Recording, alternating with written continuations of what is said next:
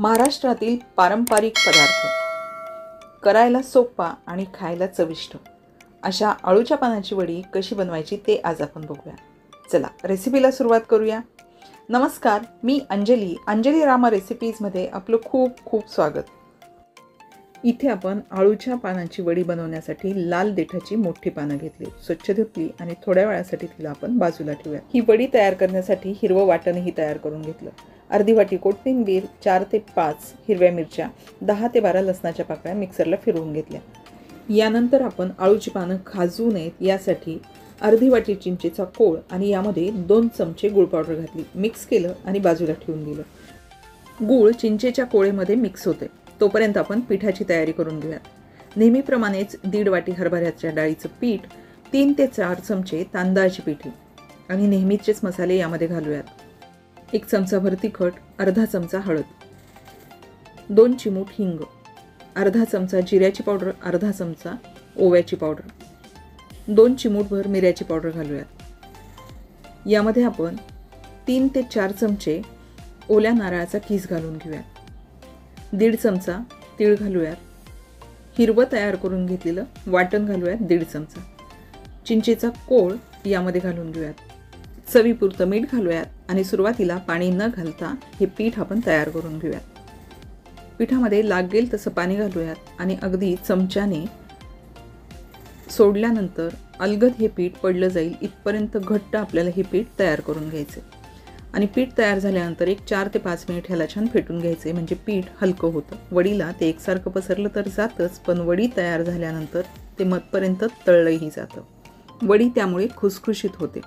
इथे आपण नारळाचा चव घातला, यामुळे वडी खाताना घशात अडकतही नाही. वरून ती क्रिस्पी होते आणि आतमधून मऊ राहते. इथे आपण अळूचे पानं घेतल्यानंतर याला लोटाळण्याने मधली शीर दाबून घेतली, म्हणजे याचा ताठरपणा कमी होतो आणि अळूच्या पानाची वडी किंवा रोल करताना तो इझिली रोल तयार होतो. अळूच्या पानांना हे तयार करून घेतलेलं पीठ हातानेच पसरून घेऊयात, म्हणजे अळूच्या पानांवरती पीठ एकसारखं पसरलं जाईल. रोल करतानाही कुठे कमी आणि कुठे जास्ती असं पीठ लागलं गेलं तर अळूच्या पानाचा रोल व्यवस्थित तयार होत नाही. रोल तयार करताना मोठं पान खाली ठेवायचं आणि यावरती पीठ लावून घेतल्यावर 2 छोटी पानं ठेवायची. तुम्हाला हवी तेवढी पानं ठेवून तुम्ही हा रोल तयार करून घेऊ शकता. इथे आपण 3 पानांचाच रोल करतोय. पीठ सगळ्या पानांना लावून झालं की त्याच्या कडा जे असतात ते मधल्या बाजूला घ्यायच्या आणि हा रोल खूप घट्टही नाही आणि खूप लूजही नाही अशा पद्धतीने तयार करून घ्यायचा. रोल तयार झाला की खालची जी बाजू असते, म्हणजे शेवटचं टोक असतं अळूच्या पानांच्या वडीचं, ते खालच्या बाजूनेच ठेवायचं, म्हणजे रोल तयार करताना आणि तो वाफवताना अळूची पानं ही सुटत नाहीत. रोल छान तयार होतो. आणि मध्ये आपण ही कडा दुमटून घेतल्यामुळे पानांना जे आपण पीठ लावले हे वाफवतानाही बाहेर येत नाही. ही वडीचं रोल वाफल्यानंतर आणि याला कट केल्यानंतर आणि तळतानाही हे पीठ थोडंही सुटत नाही.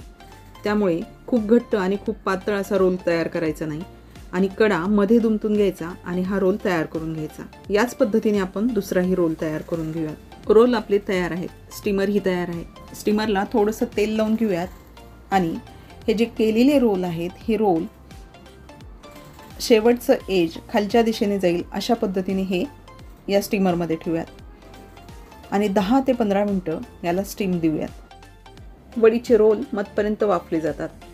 हे वाफलेत की नाही हे आपण चाकूच्या साहाय्याने चेक करून बघूयात. चाकूला थोडंही पीठ लागलं गेलं नाही तर हे रोल आपले तयार झालेत असं आपण समजायचं. खाली काढून घ्यायचं आणि थंड झाल्यानंतर या रोलच्या खूप मोठ्याही नाही आणि खूप पातळही नाही अशा वड्या आपण इथे कापून घेऊयात. इथे वड्या तयार करताना लाल देठाचीच अळूची पानं घ्यायची, चिंचगूळ घालायची, म्हणजे चविष्ट होतात आणि अळू खाताना खाजवतही नाही घशात. त्याचबरोबर घशात अडकू नये यासाठी आपण इथे नारळाचा चवही घातला. वडी वाफलेली आणि तळलेली आहे, त्यामुळे ती वातुळी होते. यामुळेच इथे आपण जिऱ्याची आणि ओव्याची पूड घातली. त्याचबरोबर यामध्ये ही वडी क्रिस्पी होण्यासाठी तांदळाची पिठीही वापरली. वड्या कापून तयार आहेत. तेलही गरम झाले. मीडियम फ्लेमवरती या वड्या आपण तयार करून घेऊयात. वडी तेलात टाकल्यानंतर थोडीही सुटली जात नाही. याच पद्धतीने बाकीच्याही वड्या आपण तयार करून घेऊयात.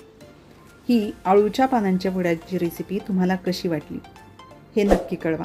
रेसिपी आवडली असेल तर लाईक, शेअर, सबस्क्राईब नक्की करा. चला परत भेटूयात.